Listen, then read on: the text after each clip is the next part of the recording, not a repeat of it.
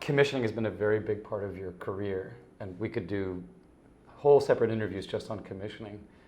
Say a little bit about the importance of commissioning for you or for other musicians, and how people can begin to think about getting involved in that process. Mm-hmm. I guess one of the alarm bells that rang for me, a long time ago was this idea of the canon as having like a fixed stop to it, because classical music, what we call classical music, was always something new. And, when you read the history of it, it was, well, this person learned from this person and built, So the idea that now we were going to stop. And I remember when I was in school, there was always that thing where you had to play something for a competition and there was like a cutoff date on it, and it was supposed to be something modern, but it was like 50 years ago, right? It was like a really long time ago. So this idea of being part of the evolution of this form and being part of giving birth to new things, to me was always really interesting. And I guess I started probably on a very basic level by being friends with the composer and playing their music, which I think everyone should do. And I think it's still one of the most exciting things that I do. I had this new concerto that Adolphus Hailstork wrote for me that I played at Brevard this summer. And I had gotten to the festival, and I had our first orchestra rehearsal in the morning. And it took me a while because my hair in that humidity is a whole thing. So I was kind of like running late. So I got to rehearsal, and we were just going to do a downbeat. And I just stopped and I said, could we take a moment and realize the amazing miracle of the fact that we're going to now play these notes for the first time ever in the universe. And I do think it's a miracle every time. I really do. And it changes you as a musician. Yeah. How hard is it for a young performer to commission a piece? It depends what you have to give, I think. I think that sometimes young people are scared of that word. Like, does this mean I need to have $2,000? No. Maybe it means you need to buy your friend a coffee, When I was talking with Adolphus, and I don't like to commission things based on how much does this cost, and I like to work with composers, again, this question of relationship. Who are you? What do you want to write? Who am I? And, we have to know each other. So Adolphus and I first started talking on Zoom, and we got to know each other. And then I think there was some question about this deadline, because then we did have a commissioning partner. There's some question about the deadline, and I said, well, Adolphus, would it help if I baked you some cookies? And I literally made chocolate chip cookies, and I sent them to him in Virginia.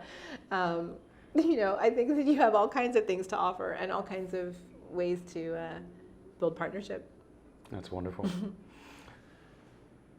Thinking back to comments you offered about teachers having very specific repertoire that must be played, and oftentimes that comes with a lot of restrictions. It's supposed to be played a very certain way. There's a lot of weight and expectations around what people are supposed to be playing as young musicians. And the discussion around canon and what can be played is evolving. What thoughts do you have about canon? I think it's a fine word as long as it keeps, expanding. That's fine.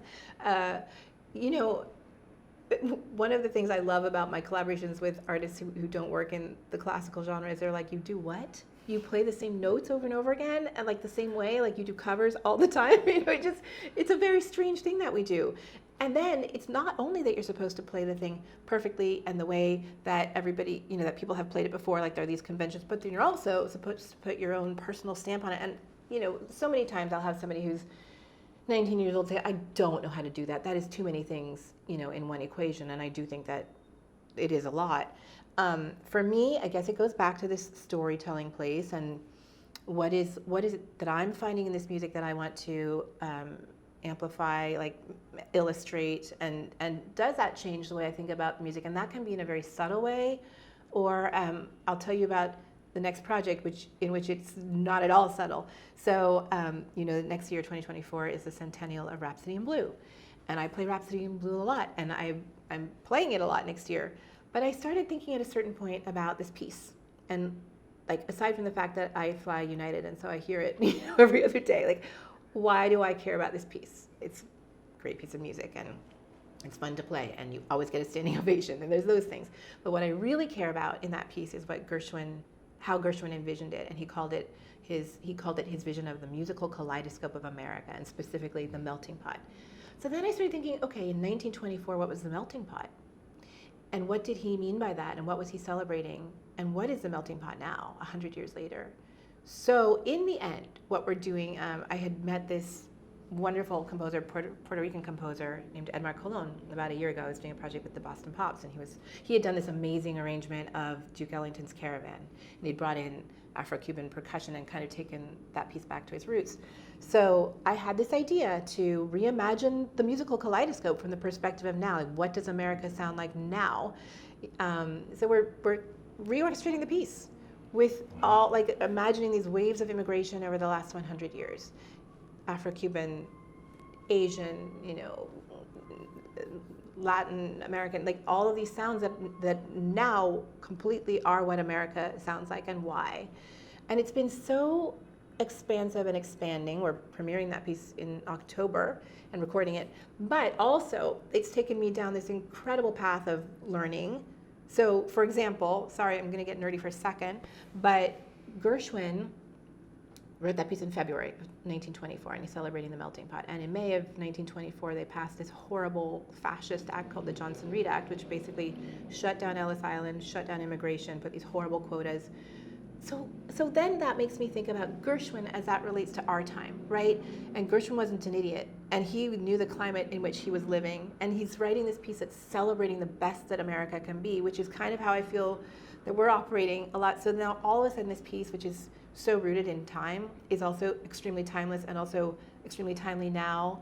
And this piece, in this version, it will sound very different, but also it comes with this layer of understanding about, no, he wasn't just writing a fun, zippy piece of music. He was also responding, I think, to his time, and we continue to do that. So I think there are just multiple ways of exploring, finding fresh perspective. Yes, the notes most of the time are the same, but I think we can always find an inroad to making, our own understanding something new. In the last few years, there's been a very vibrant conversation about diversity in programming, especially at conservatories and among young artists. Mm-hmm. And you've been thinking about this issue and involved with it much longer than this recent conversation. What observations or thoughts do you have about how things are progressing? Yeah, I just want to make sure that we're using diversity in its true definition, which means like a wide spectrum of experiences and identities and existences. I worry, I see this over and over again, that diversity gets narrowed to mean one thing, which is like, you must play, we're changing this audition list and you must now play a piece by a composer of color. That's not necessarily fulfilling a mission of embracing diversity. That's checking a box, or it's pushing people into one direction where they don't necessarily want to do and where they don't necessarily want to go. So I get invited a lot to speak about diversity, but then I realize, what they want me to do is talk about Black composers, and that's not what I want to do. What I want to do is talk about what is the huge range of experiences that maybe hasn't been reflected historically in this field, and where do each of us connect with that, and where can we grab something that is ours and share it? Because this again comes to authenticity. Maybe it's not authentic for you to care or involve yourself or be an advocate for a specific body of work. Find the place where you really do feel connected and you really do feel invested and excited, and and focus there. Given all that you've done in your career and the range of activities you have and the music you've championed, what is your vision for the future of classical music? What are your hopes for the next generation, or where we're all going together? Mm-hmm. I have a lot. I don't know, this isn't linear. I hope that very soon we can just say composer and not like female composer or Black composer, because a composer is a lot of things.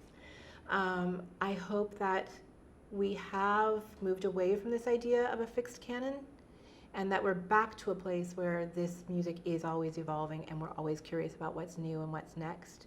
I hope that this wellness piece that we're talking about, really becomes embedded in our culture. I think that there are a lot of things that I came up against as a young person in terms of like power dynamics and, you know, who was in charge. And I think that that's shifting, and I think that the more we can just be equal collaborators. I mean, when we're talking about the roles that I allow or compel myself to play, like the multifaceted way that I'm interacting and engaging, I think that that just shifts this idea that your job is over here and my job is over here, and those things don't intersect, and it becomes a more organic process. And I think that that in itself is expansive.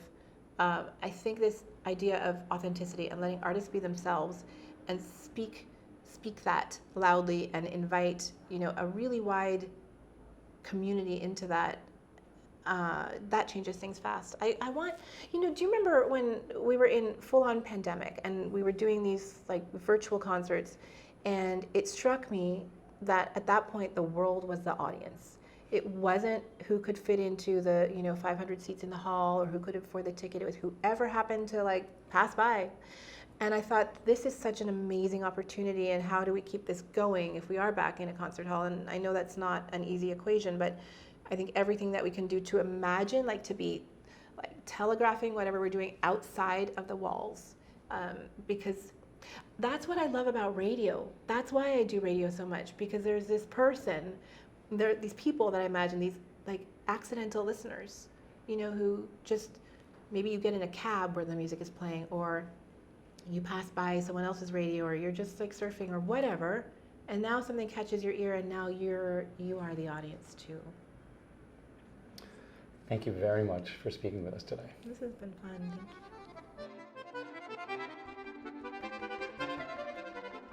Thank you.